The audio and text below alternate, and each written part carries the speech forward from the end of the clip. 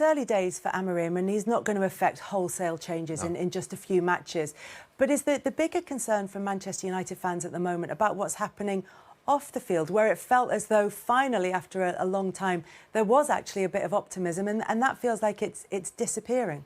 Yeah, I was encouraged about, obviously, Dan Ashworth at the top for a long time. Obviously, it was a massive shock last weekend when that Dan Ashworth news came through. And they say, obviously, there's a difference of opinions, but where have those difference of opinions come? Is it the choice of the manager? Is it the recruitment in the stay? I mean, that transfer window, I thought it was quite a smooth transfer window for United. They got the players in quite quickly and I was enthused.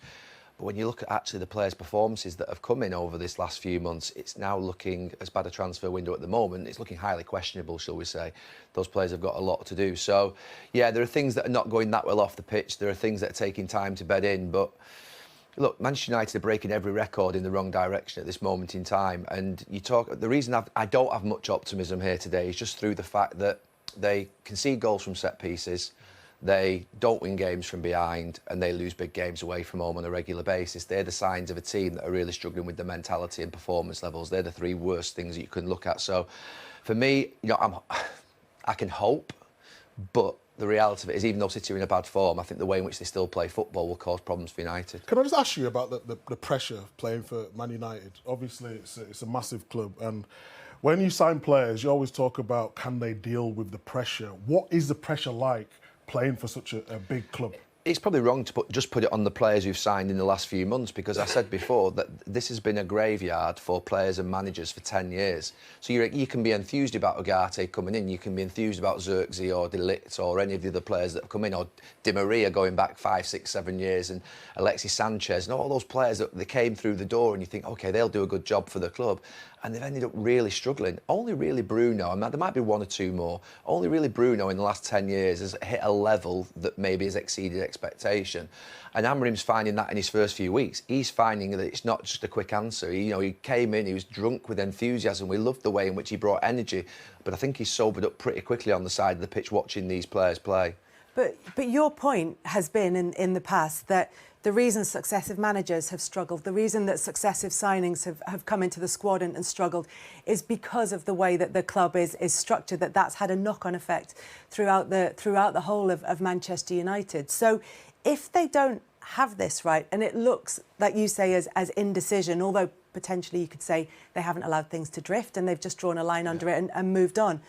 But if that's still happening, can you understand why there's been the disquiet amongst Manchester United fans? Yeah, I mean, look, they are being decisive. I mean, they brought, obviously, a sporting director in, and he's obviously been sacked, which is not ideal at all. In fact, it's deeply worrying.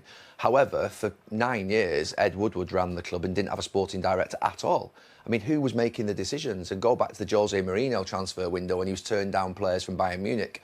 And who's turned him down? Who actually is making these decisions at the football club? So there was nothing in place at all for 8, 9 years. So it was actually it was obvious why Manchester United weren't succeeding.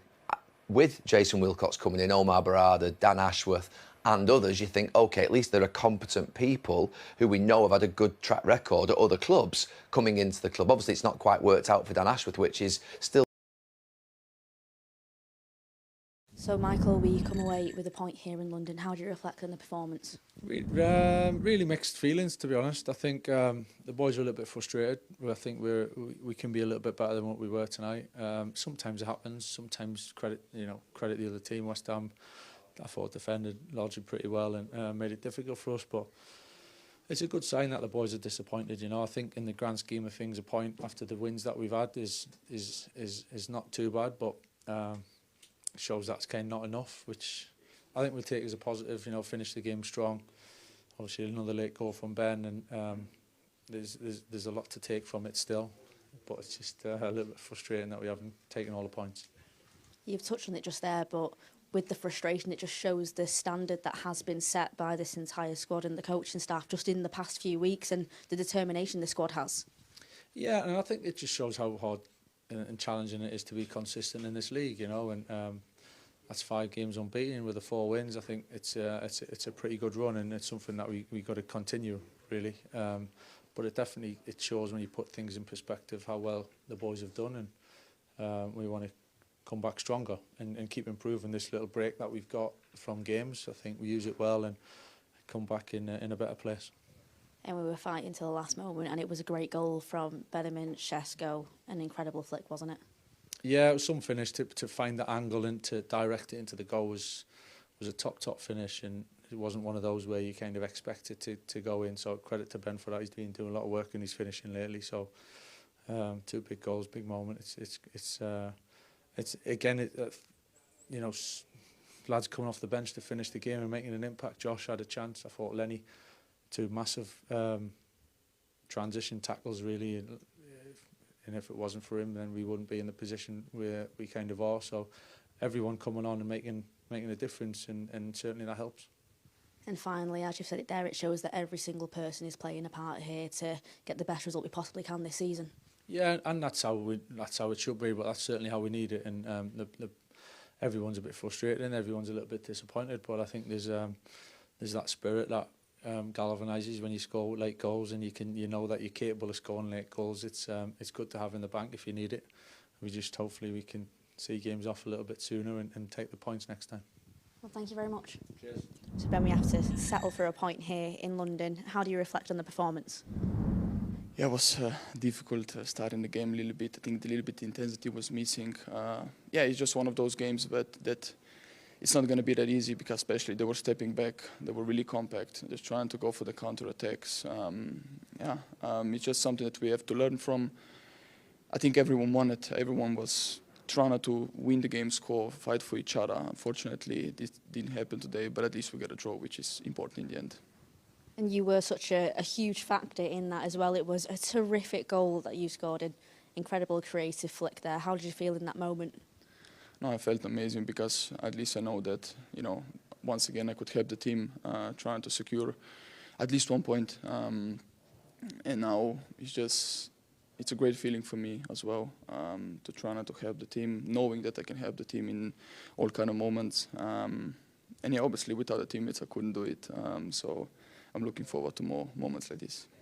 And the past few weeks has shown how much determination and drive is within this entire squad. And you can see that today, and you must feel that in the changing room. No, definitely. Again, I said many times that we are living for each other. We are doing everything to win the games, to secure the Champions League spot, because we believe it. We have the team for it. We have the quality. And yeah, we're going to fight towards it. Today, unfortunately, the game was like it was. We have to now look forward for the next game and try to win it. Well, thank you very much.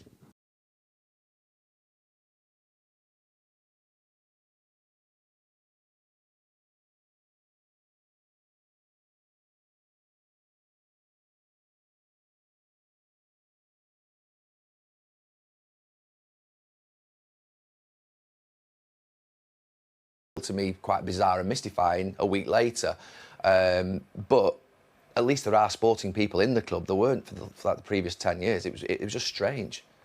Well, what have you made of all of this? Because there's been a lot of talk, yes, about the players, but that's been going on for a long time. But with the new owners coming in, there were the redundancies, and then there were the removal of the concession tickets, and then there was the raising of the lowest ticket prices, and then there's this situation with Dan Ashworth. What have you made of it all? Well, obviously it's not good. It's not been good news over the last few months and the last few years, off the field stuff that we're trying to figure out ourselves. And obviously new people are in.